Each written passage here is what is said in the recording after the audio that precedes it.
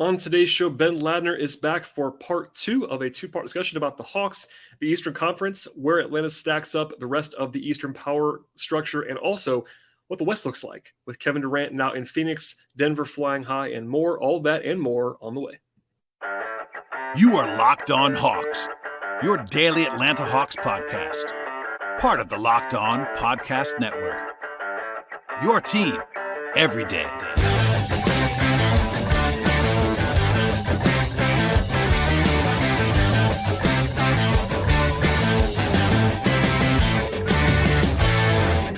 Okay, Ben, let's talk some East. We talked about a couple of teams already, but I'll ask this first to get into it. If you are the Hawks, who is the team below you that you are most worried about? Even though we both said we like the Hawks more than the rest of these teams, who is the biggest threat to catching the Hawks for the 8 seed or having, or even getting beyond that even, but who's the biggest threat to the Hawks that's currently below them between, I guess it's the Washington, Toronto, Chicago, Indiana-ish group, if you want to include them? I still think it's Toronto, as much as I kind of ragged on them earlier. I mean, Siakam is really good. Fred VanVleet is pretty good. Scotty Barnes is starting to look better. They still, the theory of a good team is still there. It's just they haven't quite performed up to that expectation this year. And maybe, that pick is more about just the fact that I really don't believe in them. I feel completely uninspired about the Washington Wizards. How could you not, to be honest? How could you not? And the funny thing is, I kind of like their roster. Like, they have some guys on their team that I kind of enjoy watching, but they're kind of like the Hawks, where I'm like, yeah, this adds up to a mediocre team, and that's what they are. And then Chicago and Indiana, I feel like you could almost exclude them from this group. And, maybe I'll eat my words if one of them comes back and gets the 7 seed or something. But I really feel like it's Washington, Toronto, and Atlanta in that group. And I guess Toronto would probably be if it's not the Hawks, I think Toronto has to be the second favorite, if not the favorite or co-favorite with the Hawks, just because of the talent, just because of the defensive potential. If they can finally put things together on that end of the floor, they do have an identity defensively, and that's, I think, maybe more than the Hawks could say, who don't really have an identity offensively or defensively right now. So at least you feel confident about the Raptors on one end of the floor, but I actually don't feel confident about the Raptors on the end of the floor. It's only in theory that I think I might eventually feel confident about them. So this whole group is just kind of a muddled mess right now. But short answer, Toronto, just because of the talent and maybe I'm factoring in the pedigree a little bit of having been in the playoffs and things like that. It's just easier to believe in them than it is with the Wizards. Yeah, we're on the same page. They have a better profile. Also, they got better with Jakob Poeltl. Like, he's not having a great year, but he certainly helps them on paper. Like, he's becomes their best center immediately, and yeah, we'll see what he looks like. But they've been maddening. Like, you could almost argue even more so than the Hawks this year. Toronto's just been, and apparently the vibes are bad. Like, all of the reporting out of there is that they're not really having a lot of fun with the Raptors, but the roster is still like kind of intriguing. I mean, they're not going to blow you away, but they still have a lot of guys that you like. And I certainly would like them more than the Wizards as well. The Wizards, honestly, we talked about the Hawks being the mid team. The Wizards are just the mid franchise. Like, they're just the most, this is not a revolutionary take by any means, but that's just what the Wizards are. And they kind of want to be, it seems like. I think they're just fine being the 9 seed forever. And I can't imagine being a fan of the Wizards. I mean, shouts to Mike Prada, among others, like, who care about the Wizards. It would be, for all the jokes that we used to hear about the Hawks when they were admittedly quite boring in the Joe Johnson era, that was a good basketball team year in, year out. They were the 4 or 5 seed a lot of the time. Like, that is a lot different than being extremely boring and being the 9 seed every year, which is what the Wizards are. I mean, there is a real difference there between, like, if you want to win 48 games and be boring, I get not loving that, but winning 38 games and being boring is like the absolute just bang your head against the wall. And that's what the Wizards are. And maybe they're better than that now. I don't know. I still don't buy it, but they're only a half game behind the Hawks. So they're hanging around, I guess. No team is happier with their positioning right now in the entire NBA than the Washington Wizards. You have the championship contenders who are feeling good, but, looking over their shoulders, wondering, okay, who are our rivals? Kind of sweating a little bit because it's stressful to be part of a championship race. You have the bottom teams who are tanking. They know their season's over. They're just looking at the young guys, and they're maybe feeling a little like the season got away from them, or like it's just another, 23 games of having to do this over and over again and lose every game. The Wizards are like, we're great. We're right on track. We're going to get the 9 seed. We're going to play in the play-in again. We're going to get that gate revenue potentially if they host a game. And we're gonna lose in the play-in or the first round. It's gonna be great. They are right on track for their goal. Yeah, and then they're this is obviously more a future-facing thing, but they're also probably going to have to pay Kyle Kuzma and Porzingis a lot of money to keep them, and they seem to be just destined to do that this summer and just to sign up again for even more money on the same exact roster that isn't going to beat anybody long term. Beal has no trade clause, so he's not going anywhere. It is Johnny Davis, who I don't think is like a total lost cause. Does not look to be a very good draft pick in the lottery at this stage. They finally sold on Rui for very little. It's just, I don't know. Wizards fans, I feel for you. I really do in all seriousness at this point. All right, moving on from there to the team right above the Hawks, and that is the Miami Heat. I'll ask this first. Do you care that they signed Kevin Love? Does that move the needle for you at all? He's famous. He is, yeah. I think he's good, and I think it.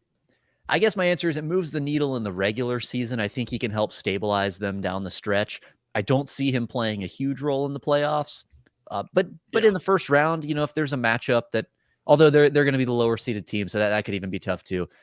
It depends who they draw. I mean, maybe they draw a team where the matchup is such that they can get away with playing him in a 7th or 8th man role. Coming off the bench, but I think that may be a stretch, especially if they get past the first round of the playoffs. I mean, then it's just going to be hard to play him because of his defensive concerns. But as a shooter and as a passer, facilitator, he's a smart player. I think he and Bam are going to work well off of one another when they play together. Jimmy Butler, despite not being a good shooter, Jimmy Butler is a fairly malleable star because he can do so many other things on the court. So I'm not concerned about is Jimmy Butler going to have to sacrifice or Kevin Love, to make that fit work? I think it'll be fine.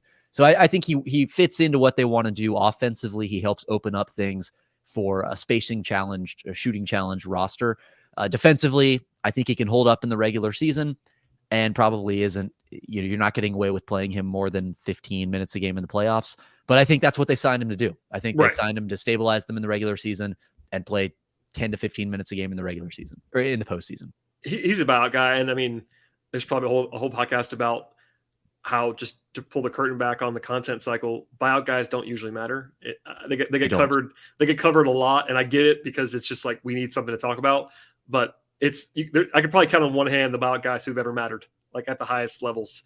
PJ Brown was one famously. I think Boris Diaw was the last one. Boris was a good one. Moved the needle in the playoffs. It's not a frequent thing. I mean, Kevin Love is a better than usual buyout guy. I think. Yeah. Russell Westbrook is obviously an interesting, it's in the West, of course, but an interesting, better, more prominent than usual buyout guy. Definitely a player who was bought out. Yeah. A player. Yes. He's going to the Clippers now. Also, while we're recording this podcast, Pat Beverly's going to the Bulls. That's officially happening. Bulls. Oh, that's interesting. Yeah.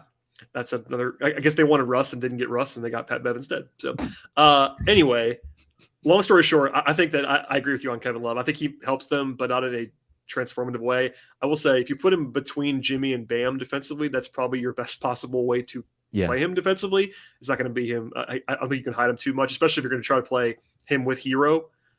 That's not going to work. If he's your only bad defender, if you want to put him out there with Gabe Vincent and I don't know, Max Strus or whatever, and Jimmy and Bam, that might work. But if you try to play Hero and Kevin Love together, that's not going to go well, I don't think. Or Duncan Robinson, if you want to try him. Duncan Robinson, by the way, what's going on? It's no idea. It happened fast for Duncan Robinson. It really, yeah. He got paid a lot, and now he doesn't. I was going to say, at least he got his $90 million before it all broke for him. He stopped shooting, which is interesting. Okay. Other than that, like Jimmy is what he is. I've kind of been too low on Jimmy. I think he's just incredible. You don't want to doubt Jimmy Butler. Bam's really good. My concern has usually been Hero. I think Hero's just kind of what he is. I think he's very overrated, but he's a very useful player. My concern with Miami on a big picture level, playoffs in particular, is like Kyle Lowry looks kind of cooked to me. And they can't really function if he's not going to be pretty good. And that's my problem. I mean, if Gabe Vincent's like a lot better than you, which he might be at this point, not great. Yeah, it's tough. They really do need him because Gabe Vincent, I think you're right. He probably has been better than Lowry in the aggregate this season, but he's not better at the things you need Kyle Lowry to be good at, if that makes sense. Like the quote unquote little things that Kyle Lowry has kind of made a career doing. The Heat need those things, and Gabe Vincent is giving them other things at a higher level than Lowry has, but he's not giving them those things. And those are the ingredients that they need, I think, to really, if it's even possible, to morph into a championship contender again. So that's kind of the piece that we're waiting on. And injuries are always a question with this team. Aging is always a question with this team. Just kind of regular season burnout is a question, I think, as well. And I also love Jimmy Butler. I think he's just phenomenal. He's one of my favorite players to watch. I think he's pretty underrated. The fact that he didn't make the All-Star team this year to me was like outrageous, but it is what it is. But I think even he probably can't lift this team to where it needs to be. And part of that too, I was thinking about this the other night as I was watching them. I can't remember who they were playing, but like Bam Adebayo, I guess that's just not going to happen at this point. Like it seems like he's kind of flatlined ever since.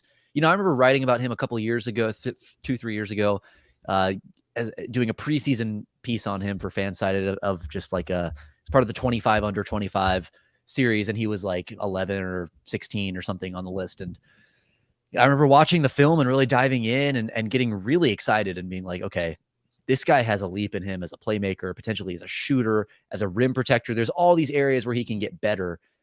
And he's just never really gotten better in those areas. He's kind of been the same guy for the last 3 years. And, when that happens, generally that tends to mean that that's what a guy is. Like he's probably at or near his peak. This is about as good as he's going to be. And he's a really good player and he's a borderline all-star. But unless your team has LeBron James or Nikola Jokic or Steph Curry or one of these elite, like top 5 or 6 players in the league, which I don't think Jimmy is, can Bam be your second best player and you contend for a championship? That's an open question to me. And I think part of the Heat not being able to get back to those championship heights the last few years, and I know they were the 1 seed last year, but part of their inability to really get back to that level to me stems from Bam just not being the guy that we thought he'd be, particularly as a rim protector and as a playmaker. Today's show is brought to you by FanDuel. The midway point of the season is, of course, behind us now. The All-Star break is here as I speak. It's the perfect time. Download FanDuel, America's #1 sportsbook. A customer, if you are new, get a no sweat first bet up to $1,000. Yes, $1,000. That means bonus bets coming back to you if your first bet does not win at FanDuel. Download the app right now, FanDuel Sportsbook app, and it's safe, secure, and super easy to use. Bet on anything you're looking for across the board. That includes point spreads and totals, money lines, and player props. And right now, you can also bet on which team will win the Southeast Division. And our friends at FanDuel have the Hawks at plus 300, with the Heat as a pretty big favorite at minus 310. So if you're a believer in the Hawks and think there's a run coming in the future, that might be one angle to invest in at this point in time. And from there, find many exclusive bets at FanDuel, like the 2x3, which is where we have 2 3-pointers in the first 3 minutes of a basketball game at this point. And also, FanDuel helps you we give you the option to combine bets together for a bigger payout with a same-game parlay. Don't miss the chance to get the no-sweat first bet up to $1,000 in bonus bets when you go to FanDuel.com/lockedon. One more time, that is FanDuel.com/lockedon. Make every moment more with FanDuel, official sportsbook partner of the NBA. Yeah, I think he's a good case study in a guy who is really good. And anytime a guy becomes really good and is still young enough to get better, there's an assumption that he'll get better. And sometimes guys are just what they are. And it sounds like a dismissal of Bam to say he just is what he is, but he's a really good player. He's a top 30 player in the league. Like, he's a really good player. It's just that he is probably, this is what he is. And that's a really good play. It's like kind of the same thing that used to happen, honestly, back in the day with the Hawks and guys like Al Horford. It's like Al Horford was a top 30 player in the league. He wasn't ever going to be better than that, but he was really good. I kind of am with you. And, Jimmy, as good as he is, does have limitations that make it can be challenging. Those two guys, I don't think you would pick those two guys to be your 1 and 2 together in a lab if you had the choice. They have just notable limitations, the two of them. Now, defensively, that's a heck of a place to start your team, especially younger version of Jimmy than he is now. But anyway, Miami's, they're well coached, but also it's hard for me to get past the fact that they have a neutral net rating right now in 59 games. They've been thoroughly unimpressive this year, and they're, I guess, credit to them that they've won more than they've lost. But they have a worse net rating than the Wizards. So do the Hawks, mind you. But I don't know what that means. Maybe it's just a product of the games Jimmy misses or whatever. But the Heat I can't get. I think there's a trust level with them where they won't embarrass themselves. But I don't see a run in them. Maybe I'm wrong again. I'm always too low in Miami, so maybe I'm the fool. but I don't see it necessarily. No, I think you're right. And I think the reason their net rating is so unimpressive is partly, not entirely, but partly because of injuries. But like I said, that's also a thing you just have to consider with Miami. There's a strong possibility that they're not going to be healthy in the playoffs. And so you just sort of bake that in. And then when you look at the rest of the East, it's just hard to make the case for them being as good, let alone better than, even a team like Cleveland or Philly, who I think are not even in that upper echelon of the East. We talked about New York and Brooklyn. If you have anything to add, feel free. I mean, I guess the real question that I would ask you about those teams, especially with New York, is like, would you have Miami as the best team of the non-top 4 teams? It's like, is Miami?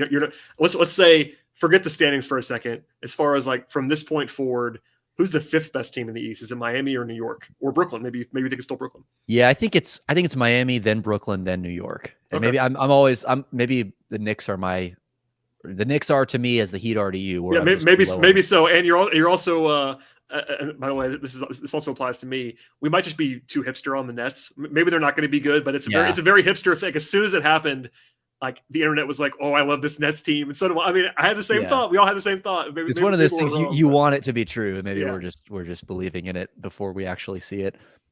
Maybe there's also something to the Brooklyn part of this where it's just Perhaps. cool to, hipsters are from Brooklyn. I don't know. I think the Heat are the best of that group, mainly because I think Jimmy Butler is the best player of that group. Yeah. And I kind of just believe in him, and Eric Spoelstra is the best coach in that group and all of that. So, there are a lot of signs that I think point to them. And, but they're also the oldest of that group. They are maybe the most injury prone, but I think the star power and the coaching maybe gives them a little bit more of a playoff upside than those other 2 teams have. Yeah. I don't mind that at all. I think the Knicks have impressed me on offense this year. Like if you would have told me that they were going to be, I think I'm looking this up now just to make sure I'm not crazy. I think they're in the top 7 or 8 on offense still this season. Yeah, they're 7th in the league in offense. I would have lost that bet. I would have lost that bet for sure. Yeah. Jalen Brunson's a big part of that. He's been really good this year. I made fun of it a little bit, and they beat the Hawks. So I wasn't necessarily and Knicks fans decided to yell at me like I was just a fan sending tweets. But I was making fun of RJ Barrett, who I thought was just terrible the other night in Atlanta, and he was the reason the Hawks were still in the game, is because Barrett was not playing well, and the Hawks still lost and played terrible in that game. But RJ tried his best to keep them in the game. He's the guy I'm worried about with New York, not in a bad way. I think he's fine. It's just that he doesn't understand that he's fine a lot of the time, and when he's bad, he's bad. And Randall's kind of the same way, honestly. If Randall doesn't make jump shots, he becomes not very good. But he's been really good this year. So Brunson and Randall have legitimately. I know Randall made it, and Brunson had a legitimate all-star caliber performance. He had a real claim. I don't think I would have put him in, but he was on a real list, which is a statement, to be honestly, because he was coming off the bench 2 years ago in Dallas. He's come a long way. Yeah. I agree. I didn't love that signing for New York, but he's completely proven me wrong. I did enjoy watching Julius Randle put some up last night in the All-Star game. Just getting shots up. I personally, just from a sports betting angle, our friends at FanDuel, the fact that he was put in the three-point contest was one of the funnier things I've ever seen. And if I could have wagered on the no, if some books offer the no on one of those futures, who was the three-point contest, if I could have bet my entire bankroll on the no Julius Randle, I would have done it. There was no chance he was winning, and he did beat Kevin Huerter in the first round of three-point contest, which I would have lost on that bet as well. Yeah, upset. It was an upset. Okay. I think you kind of spoiled it in a second ago. It sounds to me, and you can refute this, like you think Boston and Milwaukee are the top 2 in some order, and there is a gap between them and the rest. Is that correct? Yeah, I think Philly has a chance to get into that group. I think Cleveland has a slightly smaller chance to get into that group, but I think those 2 teams, to me, they have to be even if you think Philly is as good in the regular season or on paper or whatever as Boston and or Milwaukee, it's just hard without having seen it. James Harden, the James Harden factor, and just the depth and how do they hold up in the playoffs? It's just hard to answer that question without actually seeing it, especially when we have seen Boston and Milwaukee in each of the last 2 seasons make deep playoff runs, and you kind of know what that looks like. So maybe that's a logical fallacy, and I'm falling into a trap here. But I just think having seen Boston make the finals last year, having seen the Bucks win the championship 2 years ago, and the way Milwaukee's playing right now, winning 12 in a row, the way Boston has played, even without some of their main guys healthy, I have no reason to believe those aren't the two best teams in the East right now. And honestly, I'm wondering if Boston isn't just the clear favorite to win the championship in the whole league. I mean, I feel like there's a scenario when we look back in July and they've gone 16-5 in the playoffs, and they were just kind of the obvious winner the entire time. And we only convinced ourselves that it was, this year of parity and there's all these contenders, and Boston really was just the best team all along. I don't know that that's true, but there's a part of me that kind of foresees that scenario, because every single time I watch them, I'm like, yeah, this is the better team. Even when they lose, like there are times when I'm like, yeah, this is the better team. They're outplaying the opponent. They may not be making shots. The other team may be hot, whatever it is. But almost every Celtics game I watch, I think the Celtics are just the better team. And I rarely see other teams in the league play at that level that consistently. No, I think that has merit. I found myself being a little bit, I think, lower on Boston in previous years than the market has been, and like people like us have been. And this year, I do kind of buy it more. They have the best profile by a lot. They had, it's kind of weird. There's a lot of noise because first month and a half, they just didn't miss a shot. They were shooting basically a league record pace from three, and they finally just missed everything for about a month after that. And now they've become more normal again. And they have the best net rating in the league, both clean the glass and traditional. Best record in the league, obviously, as well. They're really good at home. I still wouldn't have them as like the clear favorite, but if you had to pick one team to win the title, I think it kind of has to be Boston if I had to guess. I mean, I would consider Milwaukee because I have that much respect for Giannis. Like, it really comes down to just that. Like, I think that they would have beaten Boston last year if Middleton was there. I agree. They almost beat them anyway without Middleton. And given how top heavy Milwaukee is, I think it's kind of reasonable to think that, I'm not saying it was definite, but I think they win that series more often than not if they have Chris Middleton. And we haven't seen enough of Middleton this year to really know, but the fact that Milwaukee is a half game behind Boston with Middleton playing 17 games and half those games like barely playing at all, I can't quit Milwaukee. I mean, I think just a combination of Giannis and Bud and the system and Drew at the point of attack, and Brook Lopez is incredible. And their depth is not great, but maybe Crowder helps them, and we'll see. But they'd be a team. I think nobody in the West. We're not going to do a lot of West on this podcast unless you have more takes to deliver. But I think that I would certainly have those two as the top two in the league, in addition to the East, would be my that'd be. And I think Milwaukee's the one where people will have them in or out. I have them in, and Boston's the one team that I've seen pretty much everybody have in their top two or three in the league. No, I think that's fair. And I've always kind of been higher on Milwaukee than it seems like the consensus has in recent playoffs. Sometimes that's burned me. Sometimes that's vindicated me. It's kind of hit or miss with the Bucks in the playoffs. But I think I could easily see them winning the championship. If we're looking back in 3 months and the Bucks have won the championship, that wouldn't surprise me at all. Or 4 months, however many months it's going to be. Way too many months. The NBA playoffs, which we love, they take a very long time. Yeah, no, that wouldn't shock me at all. The two teams just league wide that I guess 2.5. I'm not quite there on Memphis, but Denver and Golden State I would also throw into that. Maybe just State's a rung below. Golden but those are the two teams. Yeah, I can't. That's the team I can't quit. I mean, they are quite literally 500 right now. Yeah, as we speak. They're average. Yeah. They have a record that is a half game. We spent a half hour talking about the Hawks. They have a record a half game better than the Atlanta Hawks right now. The Golden State Warriors. It's wild. But every time it's like you see glimpses, man, and it's like there's a championship team in there. Well, it's so funny get out of their own way. Yeah, and it's so funny. And honestly, I've said so many times that I didn't do it on this podcast with you and I about the Hawks, but it's kind of the same. I'm not making this comparison, I promise you. But I've said a million times, like, when the Hawks have their guys, they're really good, and their starting lineup is really good. One of the big claims for the Warriors this year is if you look at the numbers, when they have Steph and Draymond on the court together, they're still awesome. Yep. It's just when they don't have those guys on the court together, if they're playing James Wiseman, who's no longer on the team or whatever, then it falls off a cliff. I don't know, man. It's going to take a lot for me to like really buy the Warriors, but I wouldn't cross them off, if that makes sense. Like, they're 7-22 on the road. That is impossible. They have a worse road record than the Pacers. Like, I don't know what to do with that. I mean, a lot of it's just noise. I understand that, but and we're down the rabbit hole, obviously. But the Warriors are if they won the championship this year, it would be the most fascinating, like, full run. Because, yeah, they've had some injuries. Like, Steph missed some time. But, like, you don't see teams that are 500 after 70% of the season win the championship. No. Like, that doesn't happen. Yeah. But, that's the thing I've been thinking about a lot this year. This might be a year where that's possible because of all the parity. And if Boston is not the clear favorite, then there is no clear favorite. And especially there in the West. Yeah, the West, especially. Yeah. And even Denver, who I believe in and has been clearly the best team in the West this season, they have concerns of their own. And I you talk to anyone about the Denver Nuggets in the playoffs and they'll tell you what those concerns are.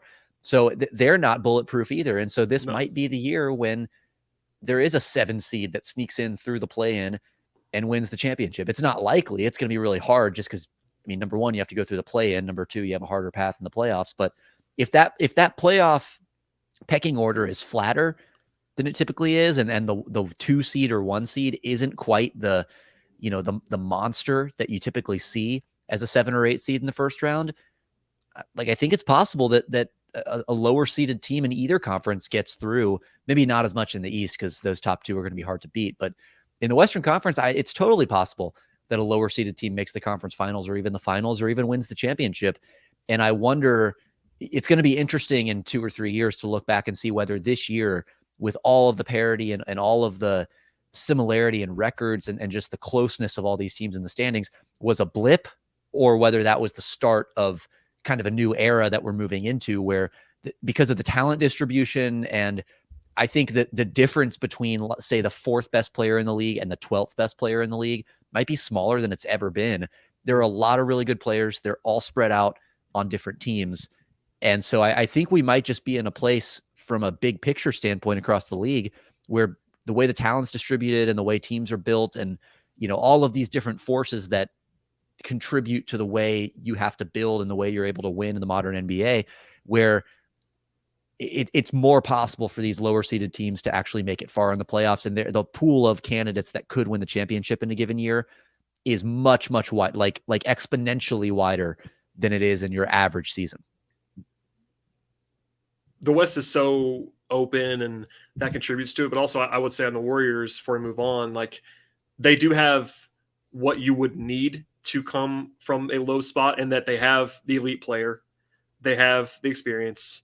They have, I don't want to say, I'll just use the word excuses, like explanations for why they've been where they are, like between just playing bad players and injuries and all that stuff. And then the West just being as open as it is. And while we're here, and then we'll close a little bit more on the East. I have pushed back gently, not in a belligerent way. There's this notion out there that the Suns are like the favorite in the West immediately. And I don't agree with that. They certainly could win the West, and no one should be surprised. KD is that good, and so is Devin Booker. But I think we talked about it ever so briefly earlier on in this show about their lack of depth. I cannot install them as the West favorite, like clearly, which is where the betting market is, by the way. I know at FanDuel, they're the West favorite right now. When your 5th best player is Josh Okogie or Landry Shamet or Damian Lee, or pick a player. And again, I like some of these guys. Honestly, their bench is guys that I kind of like, but I like them as like 10th men, not 5, 6, 7. And like I have always been a Chris Paul guy. Chris Paul is not Chris Paul anymore. Chris Paul is not Chris Paul. Chris Paul is still a useful player. He's still a very smart player, but he's not like star Chris Paul anymore. That era is over, and maybe he turns it on in the playoffs. Maybe that happens, and I'll be wrong, gladly. But I'll just say that, and I want to know what you think, because we talked about you mentioned Denver. We didn't talk about Phoenix, and they have to be a part of the discussion at least. But I don't have them as a favorite in the West. I don't either. I think we're pretty much in alignment on this one. I saw a lot of the same analysis when that trade was first made, and I feel like I heard people saying things like, I'm lower on the Suns than most. I don't have them as the clear favorite. And I feel like I don't even have them as the favorite. Let alone a clear, in a tier by themselves kind of favorite. I just think, you mentioned the depth. That's obviously part of it. And you see that you're going to see that a lot, I think, on defense, which is, maybe not as important as offense when it comes to like individual talent. Like you're able to cobble together a defense more than you're able to cobble together an offense.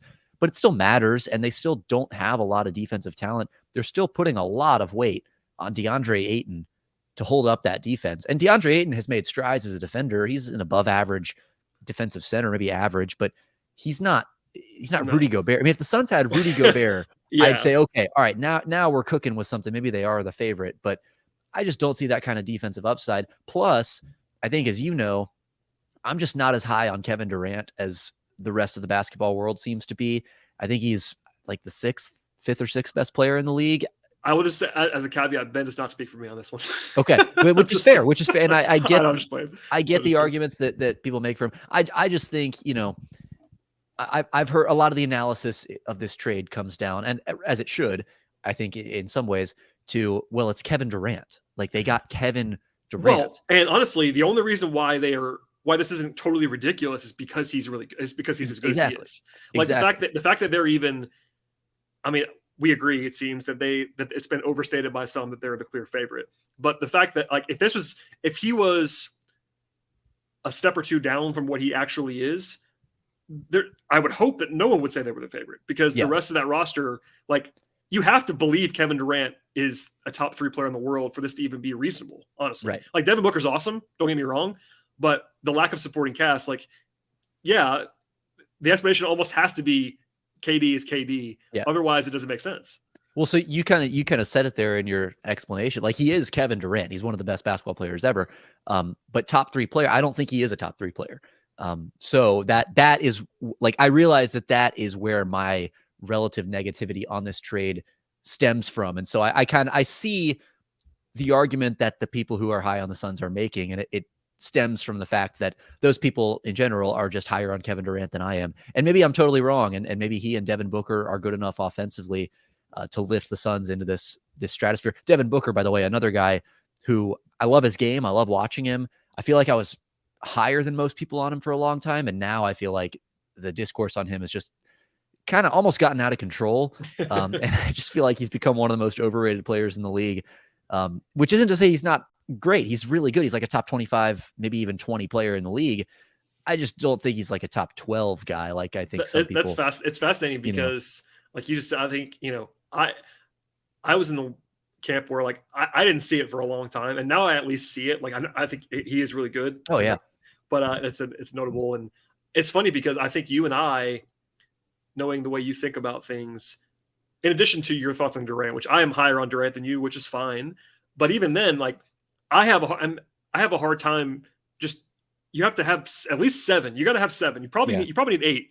You got to have 7 or 8 guys. And I just look at this roster, like, whatever buyout guys you want to pray for, like, they don't have enough. Like, especially when you factor in that Chris Paul is not Chris Paul anymore. And I think that's the part for me. I think there's been a lot of focus on Ayton, which makes sense, because if Ayton gets hurt, it's all over. Like, they're done. Yeah.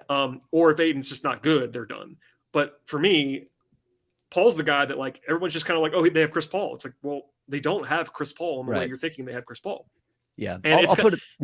It's finally comfort. It's all I was going to say is, like, it's unbelievable that he's still been as good as he is, as old as he is, as short, as small as he is. Like, no one's ever done that short of John Stockton, basically. But, like, the end is now here. If you watch it, it's fine. People don't always watch every night or whatever. Like, I don't watch every Suns game, but I've seen enough Suns this year to know that Chris Paul is not Chris Paul anymore. And that's a big factor for me. No, I totally agree. I guess I'd put it this way. If I thought that Durant and Booker were as good as the consensus thinks they are, I would have the Suns as co-favorites.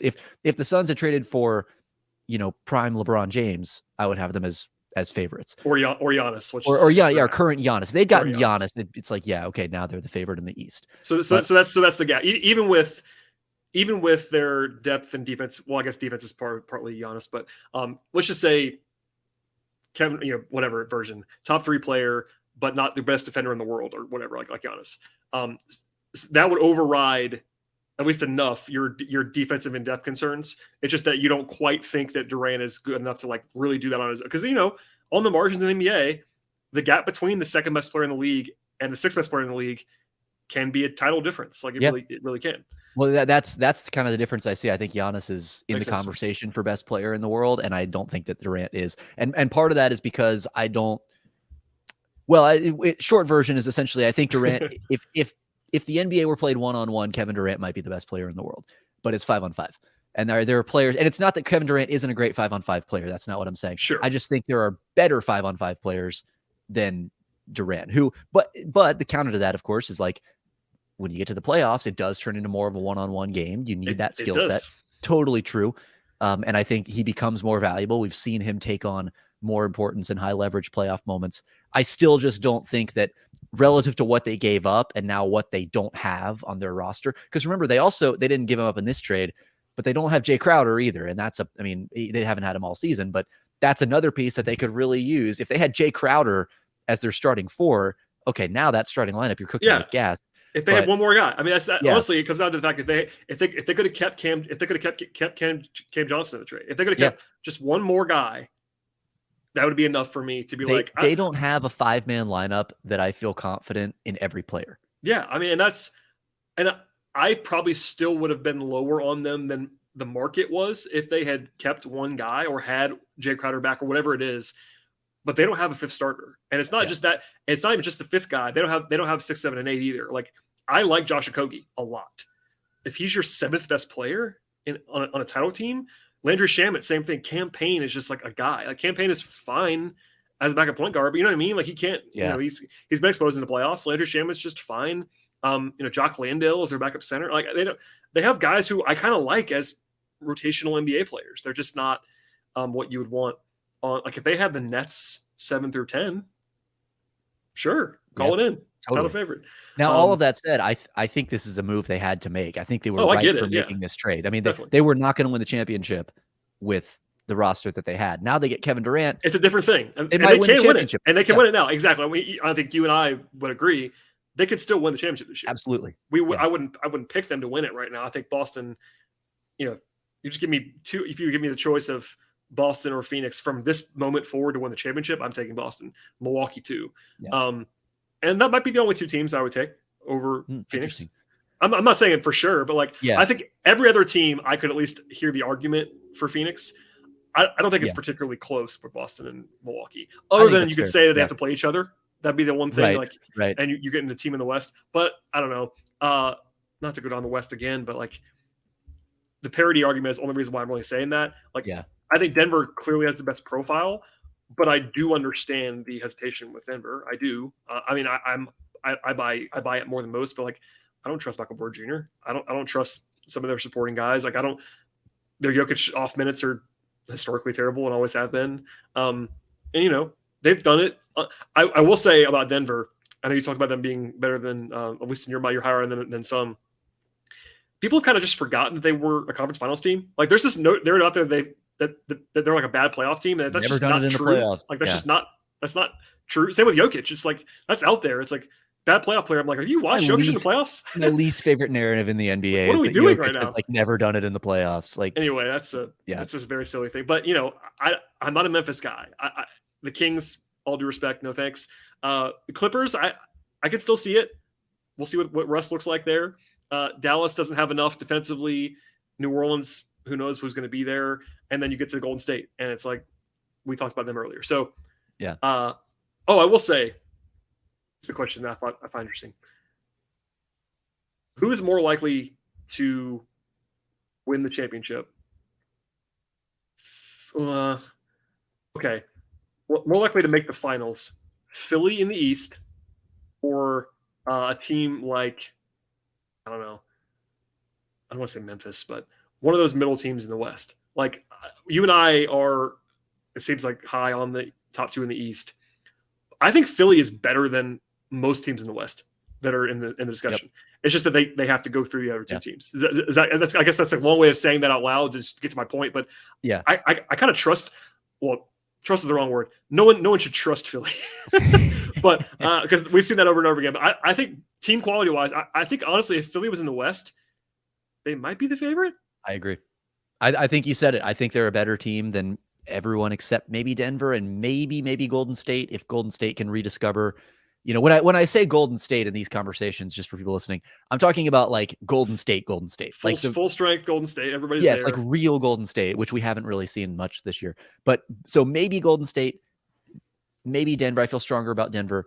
Those are the only 2 teams I think are are better than Philly in the West. Memphis is like, I have a few questions about Memphis. But I also have questions about Phillies. I have more than a few in the questions same about tier. Memphis. Memphis, honestly, I don't want to say I'm out of Memphis because I'm not, but there's just so many red flags in Memphis. I agree. mean, Yeah. they're not ready yet. It doesn't seem like they're ready, like just like mentally, like just they don't show up for games when they kind of have to, and I don't know all of that. This is I'm not narrative guy like that, and like there's something I just don't trust anything about Memphis at all right now. I don't understand why either, because like it's a good roster. Well, they're well coached. Ja Morant gave that interview. He's like, yeah, we're worried about Boston and no one else. We're fine. We're fine in the West is going to be like cool. And then they won 12 games in a row and snatched first place away from them. That's going to be an all-time interview if they lose in the first round or something. Because last year, to bring it locally a little bit, Trey said something early in the season about how they were bored in the regular season, and that made the rounds for like months and months and months. And granted, it was more locally than nationally, but and that Ja quote is a national version of that. Like it does you no good to say that out loud, none. And he did it, which is fine. We should at least say something about Cleveland before we get out of here, because Cleveland has the second best net rating in the NBA. This shocked me when I looked at it a few days ago. This shocked me. Number 1 in defense, number 2 in net rating. I don't think they are that good, but I will be the first to admit they are much better than I thought they were going to be this year. I had Cleveland in the 4-5 battle, 4-5-6 battle, and they are firmly 4, which is that there's a difference there. And by the metrics, they're actually been better than Milwaukee and Philly this year. I don't believe that, but I do think that I've been proven wrong on Cleveland. I was low on them and I should not have been. But my way of asking this would be like, what kind of chances do you give them in a series? Because if they finish 4th, which is I think is likely, they're 2 behind Philly right now for the 3 seed. Can they threaten Boston in a series? I kind of think not, because it's a bad matchup for them on top of everything else. Like if they were playing Milwaukee, maybe they have a better chance. But like, I think that's like the worst possible matchup for Cleveland in the league would be Boston, just because of their wings. That's the one spot where Cleveland's not very strong is their wings, and the one team you don't want to see when you have bad wings is Boston. Yeah. No, well, this is, I think, I'll answer your question, but also say that part of why I like Boston is that they do feel kind of matchup proof to me. I don't think there's a team in either conference that you look at and say, well, that's a bad matchup for Boston, because they're so versatile. They're not just positionless, but they have guys at every position, right? They have big man depth, they have wing depth, they have guard depth. So they could play 4 guard lineups. They could play the other night they played like Grant Williams at the 2 against Memphis, or maybe at the 3 or whatever. They played this massive lineup, where they didn't have really any traditional guards on the floor. So they can just kind of toggle their lineups in a way that matches up with anyone in the Eastern Conference without losing a lot of skill, a lot of intelligence or playmaking. On the Cleveland front, they remind me a little bit of Memphis last year, where they're this exciting, fun regular season team, amazing league pass team. Just like tuning in on a night to night basis to them is just so much fun. Young guys, they run, they're athletic, they run good stuff on offense. They have this really coherent, tied together defense.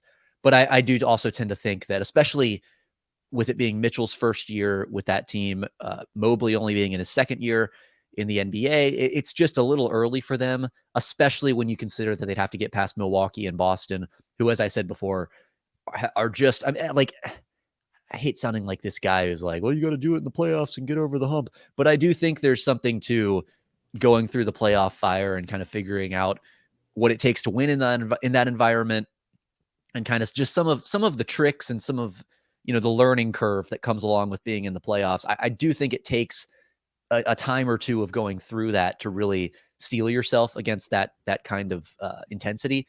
Boston and Milwaukee have done that. I have no concerns about their ability to handle the playoff environment. Cleveland, I think can. I don't think they're soft. I don't think that they're going to fold or anything. There's a difference between being really good and also having been there before. And that was what separated Golden State from Memphis last year. I think that's what separates Boston and Milwaukee from Cleveland this year. Makes sense to me. Last question before we get out of here. We've done a lot of talking, and I appreciate you giving me all of this time. Absolutely. I think it's safe to say that the answer is not Boston or Milwaukee. If you are the Hawks and you sneak into a playoff series, who would you rather see, Philly or Cleveland? I think I'd rather see Cleveland. I think my brain says Cleveland, but I've seen the Hawks beat the Sixers in a series. Now it's a very different Sixers team. Ben Simmons is not walking through that door, which is part of the reason. Neither is Seth Curry. Does that make you more or less likely to pick the Hawks? Less. I think the reason why, well, I shouldn't say the reason. One of the reasons why they beat the Sixers was Ben Simmons just collapsed. And also Seth Curry couldn't guard Kevin Huerter for Game 7. Yeah. I think I also lean Cleveland just for, like you said, the experience factor. As good as Mitchell and Garland are, they're not as good as Embiid. And I think that's Embiid, as frustrating as he is to watch as the opposition, I'd imagine, because of the fouls he gets and the flopping and all that, when he's got to go in, he's unstoppable. And also, sneakily, I don't trust James Harden, but he's been really good this year. Been really good. Yeah. Really good. So I think I'd rather see Cleveland too. And also it'd be a weird situation because you get the guard matchup, which would, like, you and I would be focused on other stuff in that series, I bet. But I can guarantee you the national headlines would be Young and Murray against Garland and Mitchell, and that'd be all of it. And that's fine. And that's all it was all summer too. But I think I'd rather see Cleveland too if I had to guess. But it's interesting because, style wise, the Hawks have always been better against drop coverage teams, which is what Philly basically has to do with Joel Embiid. Yeah. And Trey's always been good against Philly, which is notable. That's a good point. And then that strategic quirk of Philly that you mentioned, that does allow Trae Young to get into his suite. And obviously he's the best player on the Hawks.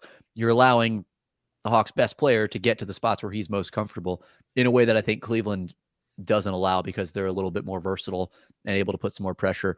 I think for me, it just comes back to, number one, I don't want any part of Joel Embiid when he's healthy in the playoffs. I mean, he's another guy who kind of has this narrative around him of never done it in the playoffs. And when he's been healthy, he's pretty much done it in the playoffs. Yeah, the question with him is, like, can he? I mean, there's been some freak stuff, like some freak injuries, but like he seems to always get hurt. Always something. Yeah. And it's like, I don't know why. It's not like we're far beyond his lengthy back stuff from back in the knee stuff and all that. But like, he just always banged up. It's a broken nose. It's weird stuff too. It's broken nose or a broken Orbital finger or a bone, thumb or whatever it is. And it's like, it's always something with Embiid. But yeah, I mean, when he's been good, he's been unstoppable. And I will say, when he was playing the Hawks in a series, he would almost wear himself out too. Like, he'd have like 38 in the first 3 quarters, and then he would just be totally visibly gassed by the fourth. So that maybe that's part of it too. But with Harden, maybe that counteracts some of that. Maxey, etc. The other thing with Philly is I kind of like their depth more than Cleveland's. Like, I like Cleveland's top 4. I like Philly's top 1. I like probably Philly's top 2. I like Cleveland's top 4. And then I like Philly's 8. You know what I mean? It's like, especially at the 3, that's been the thing for Cleveland all year. And I like Danny Green. I thought that was a good pickup, but Danny Green is not prime Danny Green. You got Dean Wade. Okoro's been better recently, but guys you don't love. I mean, and don't trust in the playoffs. No, I just don't trust those guys to hit shots and play defense, and that's what they need. And Philly just has more guys that I'm worried about coming off the bench. They have more optionality. Definitely. They can go with that 3-guard lineup. They can play a little bit bigger with Tucker, kind of as the functional 3, or Tucker Harris, Niang. You have a lot of versality there. Oh yeah, they're 5 through 9, 5 through 10 is a lot better than Cleveland's. Yeah, like I'm almost forgot about Jalen McDaniels, who he's okay, but like he's better than what Cleveland has in that spot, for instance. For sure. You get even deeper than that. Niang is a guy who defensively can get picked on, but he's a really valuable offensive player. Tucker, Harris, even Korkmaz is playable. Daniel House Jr. is maybe playable sometimes. I like Melton a lot. So, yeah, I lean Philly there too. Yeah, I mean, maybe they didn't have Doc Rivers. Doc's a nice opening for the Hawks if they were to face Philly.